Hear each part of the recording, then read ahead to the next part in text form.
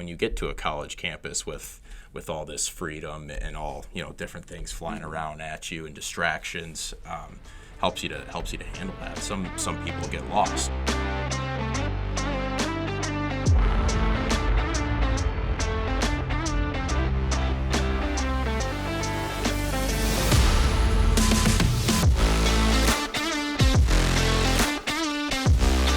Previously recorded at the Kenneth J. Schuldeis Library on the vibrant campus of Lake Superior State University, this is the Be Superior podcast. The expectation is never perfection, yet to become a college athlete, you have to be superior in so many areas of your life, academically, athletically, socially. So we're here to pull back the curtain, to look under the hood so that we can peel back the onion, try to drop as many metaphors as we possibly can as a part of this to identify really what makes a college athlete superior. My name is Tory Lindley. I'm the Athletics Director at Lake Superior State University. Father of 3, partner of 36 years. I'm a leadership junkie, a competition addict, and I have a lifetime passion for college athletics. In this episode, we will find out what makes Grant Hindman superior. Grant, thank you for accepting this opportunity to share. Welcome. Tory, thanks for having me on. I'm really excited to be here. So let's find out what makes Grant superior. Grant is a 2020 graduate of Lake Orion High School. See, to be in Michigan and to understand that it's not pronounced Orion is a key skill that I possess. Lake Orion, Michigan, you're the son of Colin and Dawn. You're the brother of Olivia and Carter. You're a business major. You're a team captain. You're a key member of our strong D Corps. Now, I learned that since I've come back to college hockey. You don't say defenseman. You don't play defense because that's a different sport totally. You say that you're a part of the strong D Corps. How'd I do? Pretty good there. I think just playing defense now, especially in today's hockey realm, isn't really a thing. You have to play defense, offense, and you got to be somewhere in the middle. So D Corps is a great way of putting it. Grant's also a 2023 CCHA all-academic team member with no expectations other than to say that we expect him to be a 2024 member of that team as well. He's also very active, as we talked about, the superiority that bleeds into most parts, if not all parts of his life. He's a part of our Student-Athlete Advisory Committee, volunteers as a pen pal, he's a reading buddy, and he is a Sioux Amateur Hockey Association volunteer, which probably puts him in a position to be directly admired on a sheet of ice by a bunch of young girls and boys who aspire to be college athletes, and just like Grant. So that's great. And again, thank you for taking this chance to share with us today. And so let's just start by you describing to us your journey to Lake Superior State. And I will pause, I promise, but one of the things that's really unique that I don't think many people understand about college hockey is that the path is unique. The path isn't the traditional collegiate athlete, graduate from high school, in some cases even skip a spring semester, which we can get into. I don't understand who would ever do that, but of high school to then be a traditional 18-year-old matriculating to college and then trying to adjust to collegiate athletics and collegiate academics. So for a hockey player and a successful hockey player, it's a different path, and I'm sure you'll hit on that. So talk about your journey to Lake Superior State. No, it certainly is, and you hit it well there. I have never met a single college hockey player who has done the same thing through amateur to high school to what they call juniors. So before I kind of get into it, like you talked about, that juniors point is really a developmental year, 2 years, sometimes 3 years for guys between high school and college, so that they can develop more in their game, develop more in their bodies, and really come to college and be ready to play. Because in the end, it's playing Division I college hockey is a men's game, and if you're not ready, you can not only hurt your team, but you can injure yourself as well. So that's why we take those developmental years. You kind of hit it. I played hockey in Michigan my whole life. I was a part of a Little Caesars team for I think 8 or 9 years, and had the honor of being coached under Chris Draper, former big time Red Wing, still involved in the organization, and can't say enough good things about him and his family and what he's given me in terms of the sport, but in terms of being a leader and just being a human being. So incredibly thankful for that process. The first time I came to Lake State I was 13 or 14. They host it's called a Michigan Amateur Hockey Association development camp every summer for the top 13 and 14-year-olds in Michigan. And I was lucky enough to be invited to that, and really got to experience coaching staff, facilities, the SU in general. So that was pretty cool. That was my first taste of Lake State. Moving on to my 16U year in amateur, I was recruited by former assistant coach Zach Cizik, and then ended up talking to Coach Witten, who's here right now, and Coach York, who's also here, and made my commitment that following summer when I was 16. Right after that, I went into the realm of juniors, which is that developmental year I was talking about. Moved away my senior year of high school to go to Janesville, Wisconsin, somewhere I'd never been, not used to, young kid. It's funny, I talked to people from my high school, and one kid said, I thought you just disappeared. I thought you fell off the face of the earth. And it's hard to explain to some people what you're trying to do and trying to grow. So that was an interesting point in my life to navigate. But I played a year in Janesville, really enjoyed my time there, learned a lot, learned to grow up pretty quickly. Because although you do live with a host family, you're truly on your own in terms of online classes, trying to navigate, time management, just taking care of your body inside and outside the rink. So that was a big piece of my sort of learning journey in hockey. Following that, I played another development year in the USHL in Youngstown, Ohio, which I understand you have some ties to, Tory? Absolutely. We'll get into Youngstown pizza later on. Sounds good. But no, I played a year in Youngstown there. Another year of different experiences, different people, and really trying to grow my game. And from there, I came to Lake State in 2021. So that's really how I got here. But like I said, it's different from everybody. And I know I touched just briefly on each part of my journey, but there's a million people I need to thank in there.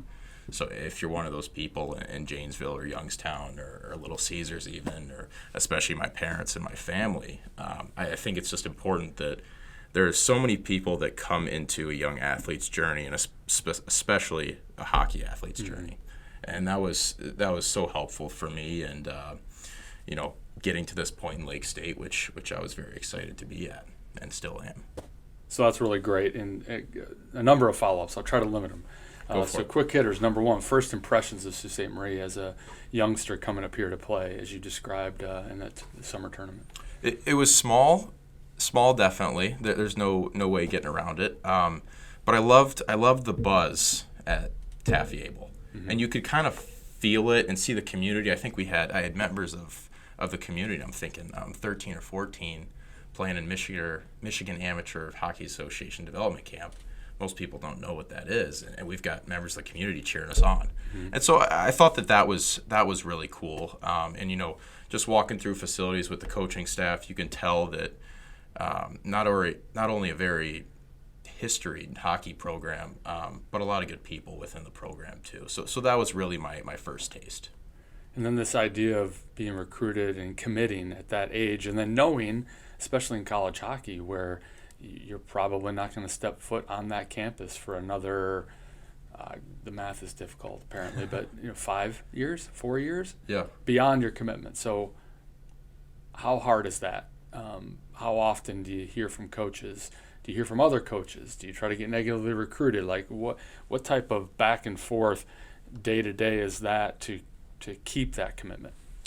It's a lot. And I think it puts a lot of stress on the coaches as well, just because you have, call it, anywhere from 20 to 30 players that might be committed to a team, and you have to manage all of their emotions as they're going through their own journeys. So I think that was a big sticking point for me, is after I made my commitment, talking with some other people who have committed to colleges too, I got a call every week, if not every 2 weeks, from coaches here at Lake State. Some of these guys going to different schools were getting calls every 2 months, every 3 months, and that's surprising. Very surprising. But it also made me so reassured in my decision, in that it's hard to navigate being away from family and being far away from everything you lived before when you're in Janesville or when you're Youngstown, and having that reassurance that, we see your development. We want you to focus on this, or we want you to try this, or we like what you did here. You need to fix these things. That just really helped me stick to it, and really be assured in my process. The physical maturity is huge. You talked about that, but where would you rank that against the emotional maturity that comes about during that elongated period of time of finding your way to college hockey? I think when I was in the process, I would have told you it was 80% physical maturity and 20% mental maturity. But now that I'm actually in it, I tell you it's more 50-50 or even 60-40 in favor of mental maturity. There's no one thing that I could pick out from living in those different places, but just the way I came out of it, and you compare yourself to some of your high school friends who didn't go through those same experiences, and you're different in different ways. You have learned a lot more about yourself. And don't get me wrong, the physical maturity side of things was huge for me and is for everybody. Like I said, it's a man's game here. But being able to be mentally mature and know how to handle yourself when you get to a college campus with all this freedom and all different things flying around at you and distractions, helps you to handle that. Some people get lost, but for the reasons that I had that mental maturity, it really helped me to stay focused on that goal. Regardless. Yeah, it's a different kind of a vibe and a feel for a college hockey player versus other sports, which we look forward to pulling the curtain back as well on some other student athletes here at Lake State. But and I'm interested in what their perspectives are, sitting alongside of a fellow student athlete who's 22 years old as an 18-year-old, and you're both calling yourself first years maybe. So that's interesting. So you're on the road, you're in Janesville, you're in Youngstown. Let's be just frank about it. Who do you miss most, or who did you miss most, Olivia or Carter? There's not a right answer here. I have great relationships with both of them, so I honestly couldn't tell you one over the other. Different relationships, mind you. Olivia, I always joke that she was my second mother, but for good reason. She has a ton of care for me, and as much as I hate being, I'll call it smothered, I miss that. Sure. I miss that experience to have with her, and she was at college by the time I was in Janesville, so she was on her own journey while I'm on mine. And it gets hard to communicate when you're both so busy. But, I'm thankful for the calls, the texts, that she was always there for me. And then Carter, too, there's a 9-year age gap between us. So fairly big. He's grown up in a different world than I grew up in. But that's just how fast it's changed. Doesn't like hockey. He's a baseball kid. He's a stud, but he doesn't like hockey. So I had to swallow my pride there. But he has been so good in supporting me throughout my amateur career that when I'm on those bus trips and he's texting me, good luck tonight, or I'm here for you tonight, that means the world. Just because, I talk about the sacrifice my parents made in order to allow me to play this game.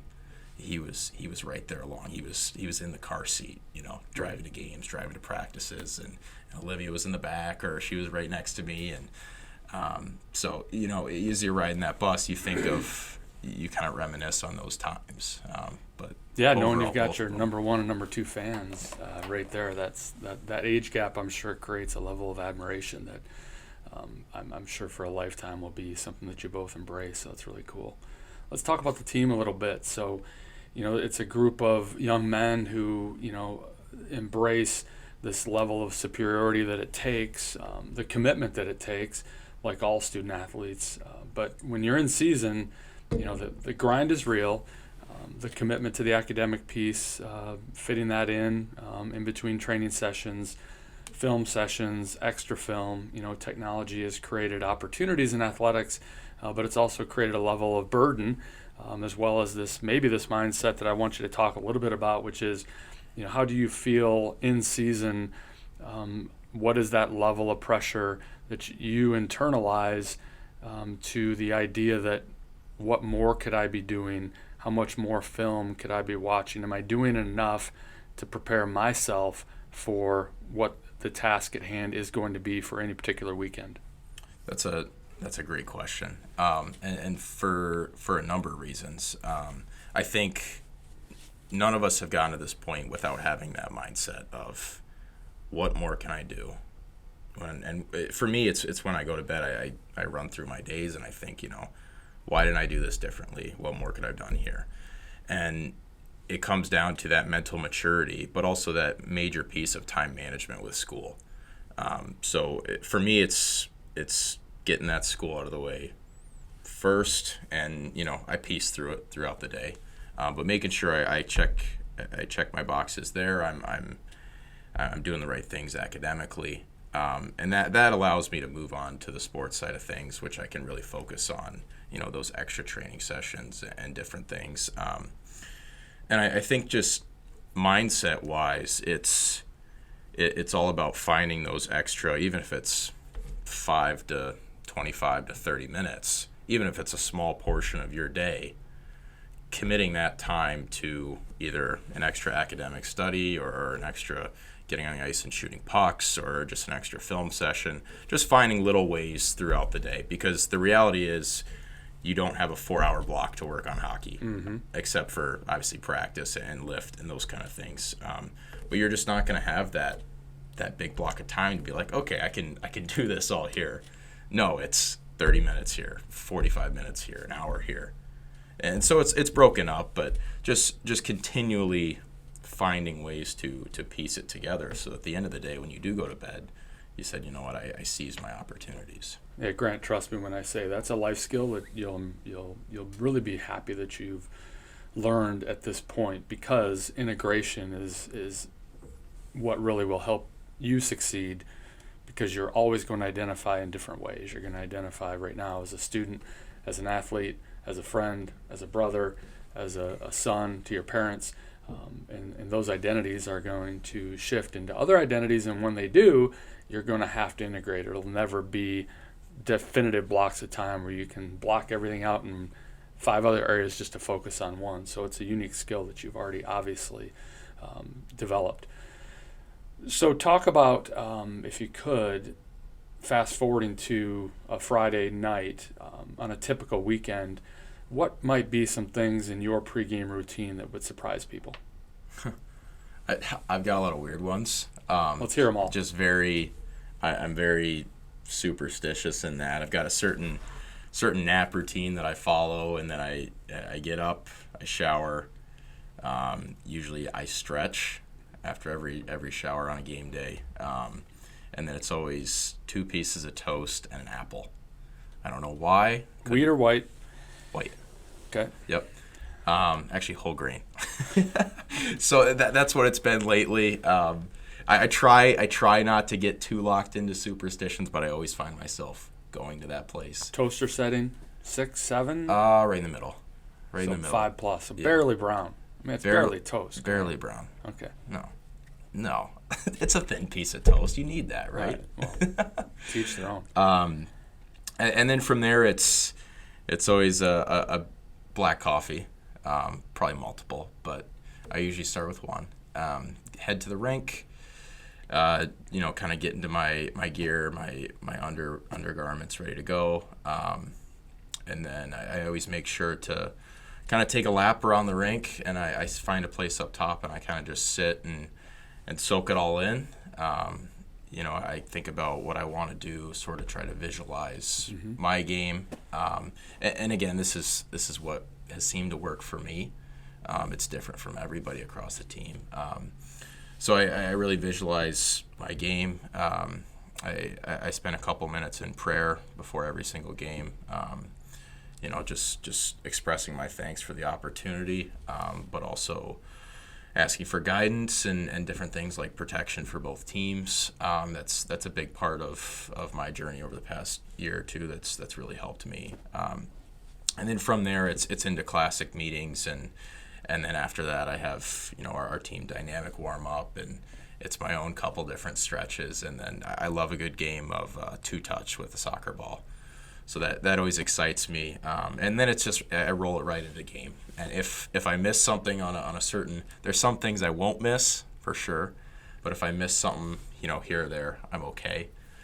Just because I've been in this process so many times. But yeah, it's funny you asked that. I've got just some bizarre superstitions. I love it. So describe for the listener a little more about two-touch. So I've seen the two-touch in action, and it's easy at home. It's taffy. We love our facilities.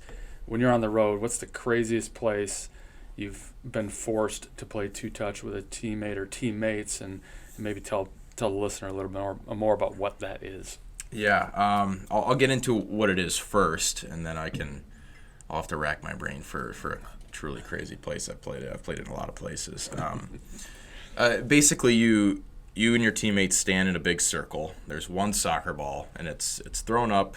You get 2 touches to get it to somebody else. So any soccer way you can get it, obviously no hands, so feet, knees, heads. 2 touches, get it to the other person, and if you drop it or touch it 3 times, you're out.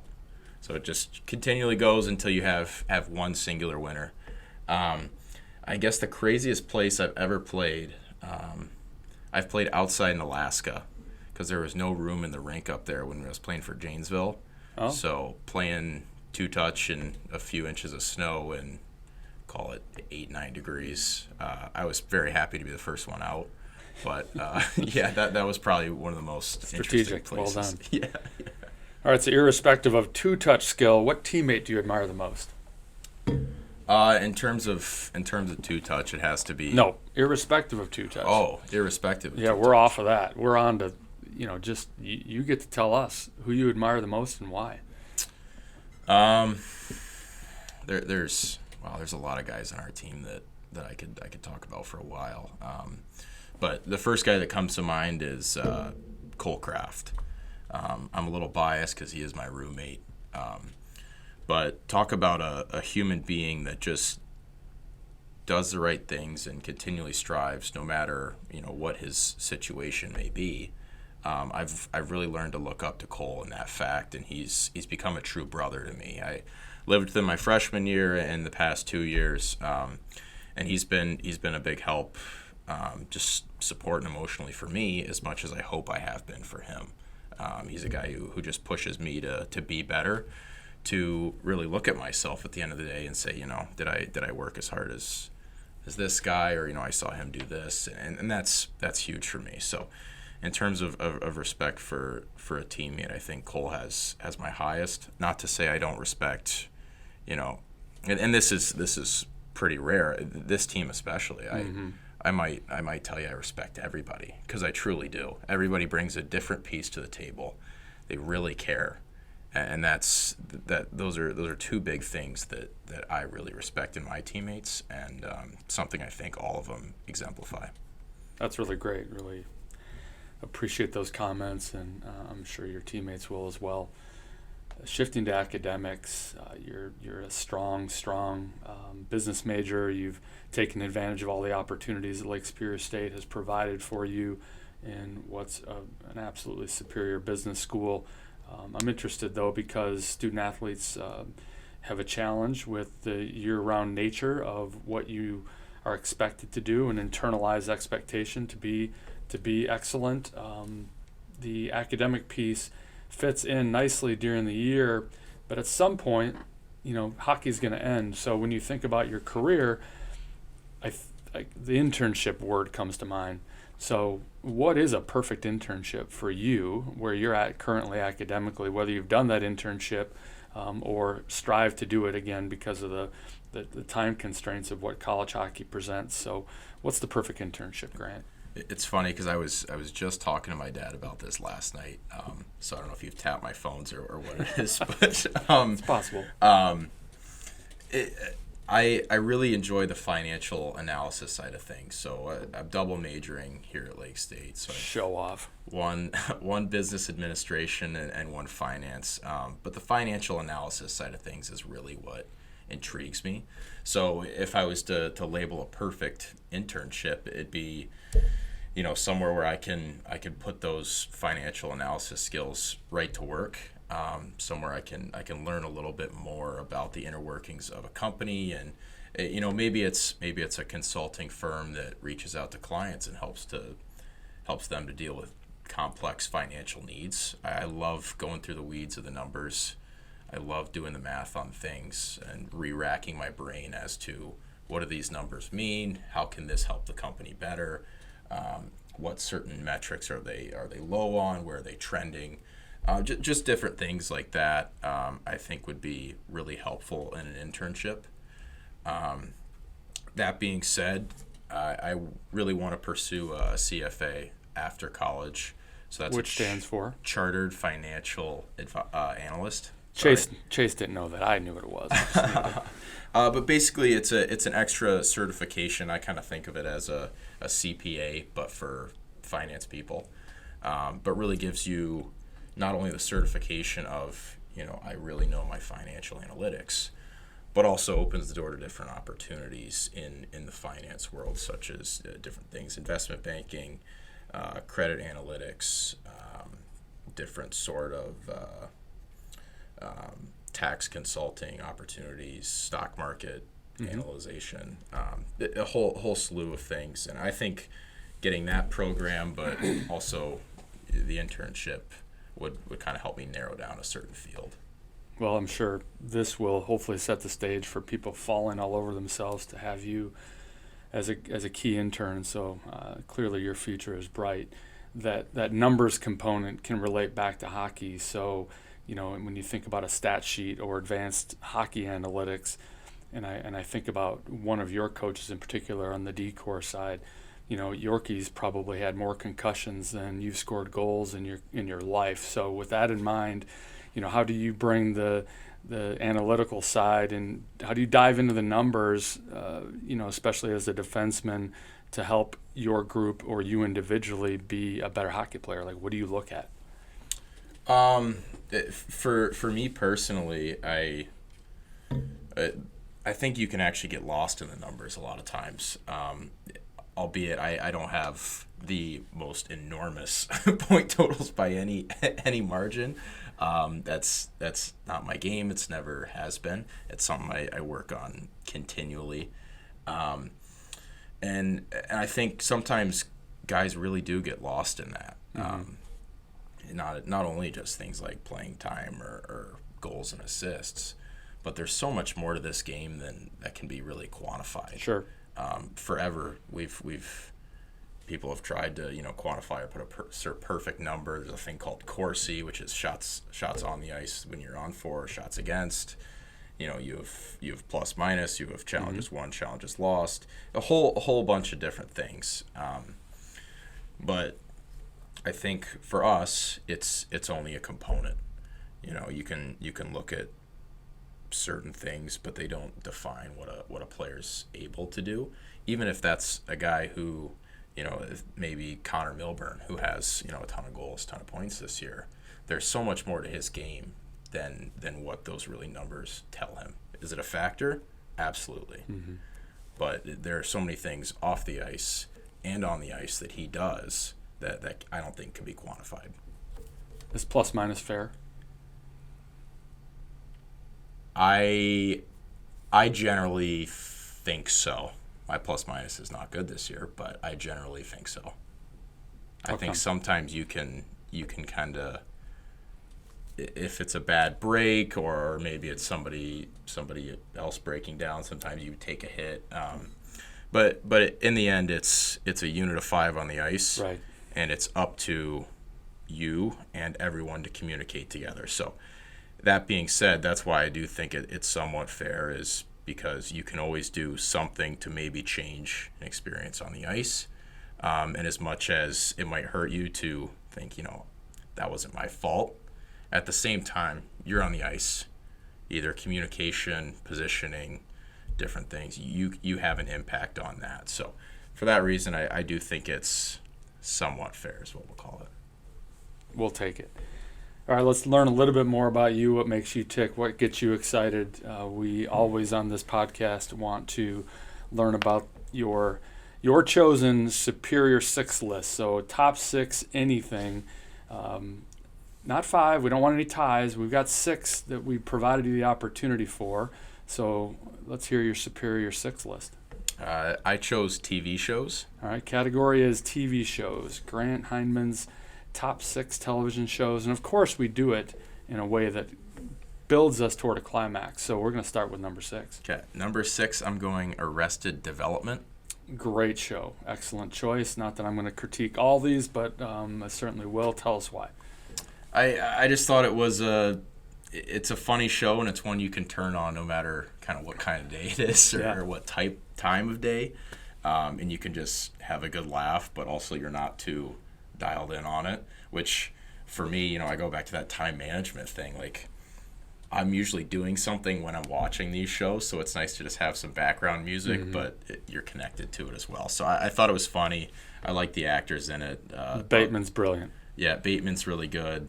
I'm trying to think of the actor who plays Buster in it, but he does a fantastic job too. All right, number 5. Seinfeld. I think pretty storied show. I think Jerry Seinfeld is hilarious in it. Kramer does a great job too. Just the dynamics between characters and generally I find that a lot of these shows, I think of Friends. Friends started to bore me, to be honest, and that's why it didn't make the top 6. But I thought Seinfeld brought a new piece every single time. It wasn't the same storyline over and over again. So I thought that was cool. But again, another show you can have on in the background and really go through. Likely changed comedy writing forever in a lot of ways. But I ask you this, think about Seinfeld. Do you have teammates now, and how soon, if you don't, would you predict that one of your teammates will never have heard of Seinfeld? I certainly have teammates now. There you go. All right. So there you go. Number 4. Complete change of I don't know what you call it, character, or complete change of genre in these next 2. But 4 is The Last of Us. I watched that this past year, and although it was only it was less than 10 episodes, I think, it was fantastic show. Just the dynamic between I'm blanking on the girl's name, but Pedro Pascal and whoever plays the young girl in that show I didn't think it was going to work. That's why I pushed it off for so long watching it, and when I did watch it, it was very good. That sounds like not for background, but for your undivided attention. Exactly. Number 3. Another undivided attention is Game of Thrones. Oh, how much time do you? Well, a bus. It's You've got crazy. bus time. I spent a lot of time in the bus. I won't tell you I watched it in a week or 2 weeks or 3 weeks or probably 2 years because I kind of putzed my way through it just because it was so long and in detail. It's not one you can put on the background or else you turn around and you've lost half the cast just due to personal injury in the show. Sure. But I thought it was one that was intriguing throughout and pretty well done. Just the pure aspects of production and trying to weave a storyline with, oh my goodness, how many characters in it. I thought it was amazingly well done, and for a show that long and that complex, it gripped my attention.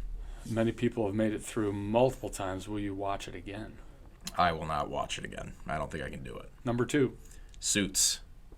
It's one I've picked up in the past year again. Very popular recently. And I'm a part of that occult, but it's a great show, intriguing. Another one I could put on in the background. I like the concept of it of a kid who sort of doesn't belong, albeit he's committing fraud, but he sort of doesn't belong, but he uses his mind to find a way and to solve these problems, and it really shows that it doesn't matter where you come from, but you can make a difference in the field you choose. Although, Mike, you should have gotten a degree. So there's your unsolicited Suits trailer. What's that leave us? Number 1? Number 1, hands down. It's embarrassing how many times I've rewatched The Office. Okay, there it is. You'll have a lot of applause out there in podcast land for that choice. Exactly. Yeah, it's undefeated, I think. Enough said. And the American version, we assume. Yes. Have you seen the British version? I have. I've seen 2 episodes and I had to quit on it. Okay, we won't dive into that. Most surprising thing we would find in your backpack. Ooh. I don't have a ton of surprising things in there. I'm trying to think. That's a good question. You might go through my backpack right now because it is right here, but I have probably 8 scoops of protein powder in there right now.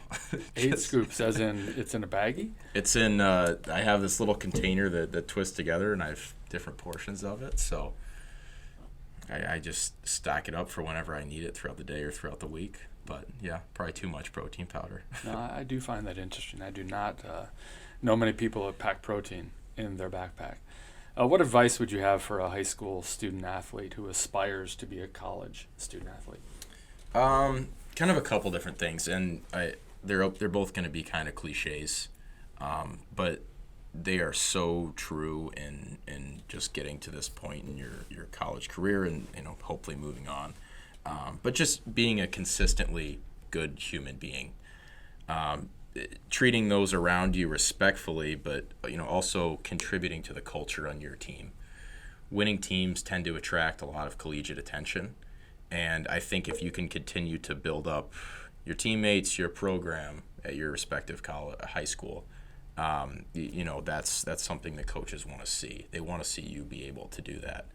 I wrote here that successful teams have really elite culture that comes down to, depending on the sport, anywhere from 10 to 20 individuals coming together for one mission. And if you can find a way to be that person that unites people, a constantly good presence, I think that's really key for teammates, coaches, your siblings, younger athletes seeing you. And in the end, it's going to get you way further than you think, even though it is a bit of a cliche. And the second one, and we kind of talked about it, is just finding ways to improve yourself daily. Someone else is always going to do it. If you're not going to, somebody else always will. So whether it's an extra 20 minutes on the track or shooting pucks or shooting free throws, compound your good days, don't compound your bad days. And I think as high school athletes, sometimes you get caught up in the drama or the craziness of high school, mm-hmm. and you think this is the best thing. But the sad thing is, in like college, it's only for a short period of time, and man, does it go quick. So find good ways to stack day after day. That's great advice. Both. Either of those? Who instilled either of those in you the most? A particular coach, your parents, someone you looked up to, a mentor? Like, where did either of those come from? Probably a plethora of people, to be honest.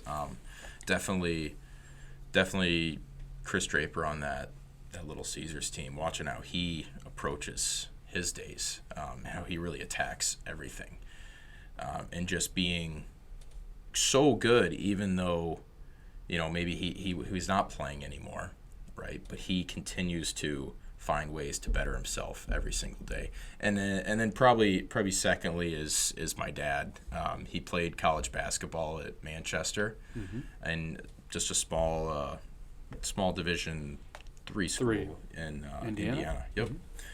Mm-hmm. But he's his upbringing, he didn't have a ton of craziness to his athletic we'll call it range of things that he could have. Well, it's clearly where you got your height. yeah, no kidding. I got none of his 6'5". Oh wow. Yeah.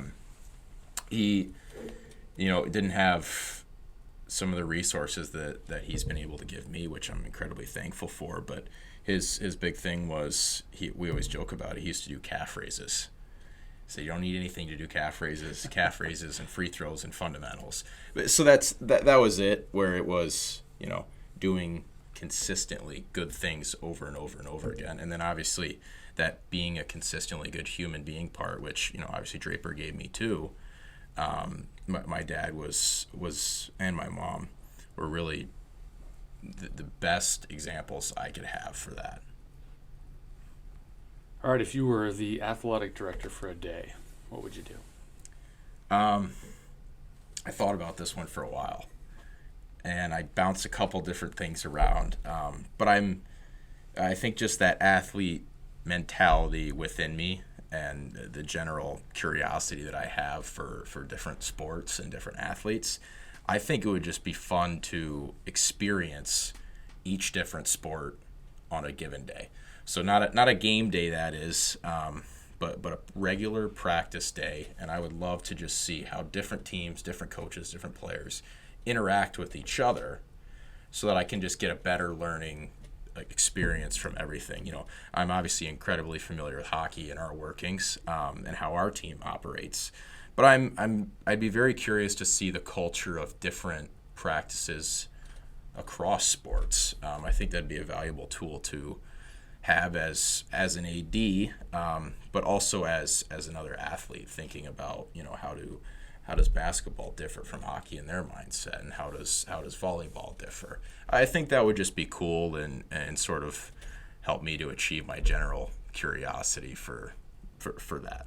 Not surprising, it's tremendous insight. It's one of the things that I value the most about the opportunity within athletics. It's one of the things that was brought up a couple of different times in the process that got me to Lake State, was the insight of multiple different sports with a background in sports medicine, having the opportunity in a non-traditional path toward an athletic director position, most people coming from a position of coaching, which means you're coaching a single sport, from a position of working within one particular support area like development, maybe not spending that kind of time at all with the student athlete, but in my upbringing, having the chance to see the student athlete experience, having watched multiple coaches in all of the sports, it still is the best part of the day. I can tell you it's the best opportunity to walk over to the Arbuckle and watch tennis practice.